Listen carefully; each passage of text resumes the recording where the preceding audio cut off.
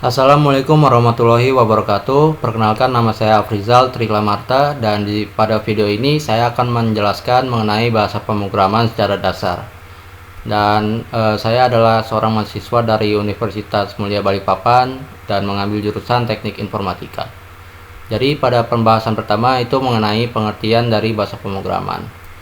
Bahasa pemrograman itu instruksi standar untuk memerintah komputer, sehingga memungkinkan seorang programmer dapat menentukan secara persis data mana yang akan diolah oleh komputer, bagaimana data akan disimpan atau diteruskan, dan jenis langkah apa secara persis yang akan diambil dalam berbagai situasi. Dan pembahasan selanjutnya itu mengenai jenis-jenis bahasa pemrograman. Jadi apa saja?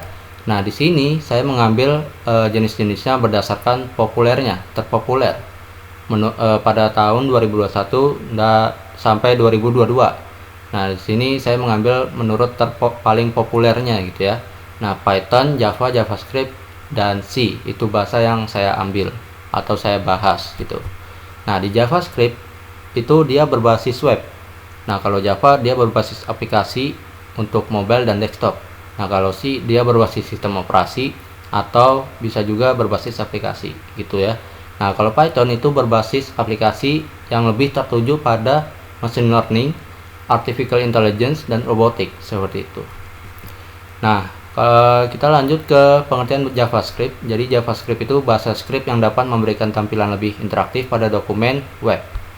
Nah, keunggulannya lebih mudah dan praktis karena memiliki sedikit sintaks, koneksi cepat karena peletakan program terdapat di sisi klien, berukuran file sangat kecil, terus pengelolaan objek sangat terbatas, terus penggunaan script dapat dikopi langsung melalui sebuah web browser sehingga setiap orang bisa menggunakan JavaScript yang telah dibuat. Itu untuk keunggulan dan kelemahannya. Nah, ini adalah contoh struktur pemrograman dengan JavaScript untuk menampilkan kata hello world pada output seperti itu. Nah, pengertian Java. Java bahasa multiplatform dan multi-device dilengkapi performa stabil serta keamanan terjamin.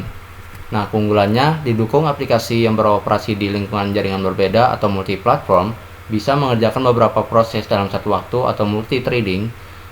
Yang tiga, kemampuan networking yang lebih kuat dan lebih digunakan, seperti itu. Nah, untuk kelemahan, penggunaan memori yang banyak, tidak menyediakan fasilitas backup secara bawaan, berbelit-belit, karena butuh beberapa baris kode untuk menulis satu perintah sederhana. Nah, untuk contoh struktur pemrograman dengan Java, untuk menampilkan kata hello world pada output itu seperti pada gambar. Oke.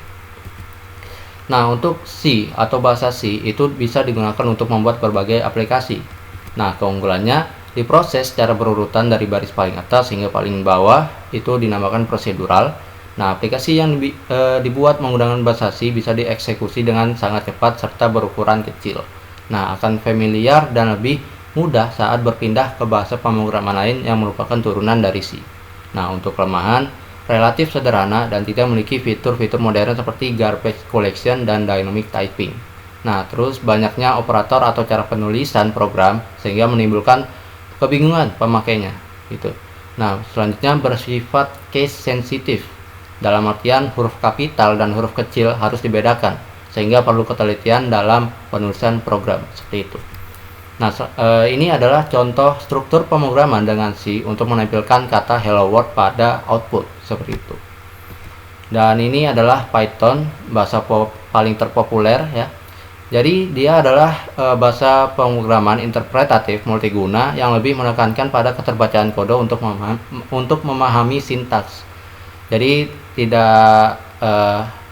jadi kenapa lebih populer Python ini? Karena lebih mudah untuk dipelajari dan lebih mudah untuk menulis kodenya, karena Python dibuat untuk lebih memahami alur sintaks yang dibuat seperti itu.